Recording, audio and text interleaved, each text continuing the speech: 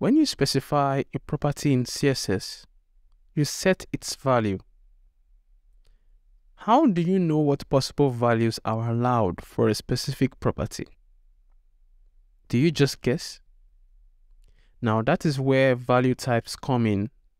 A value type in CSS is a way to define a collection of allowable values.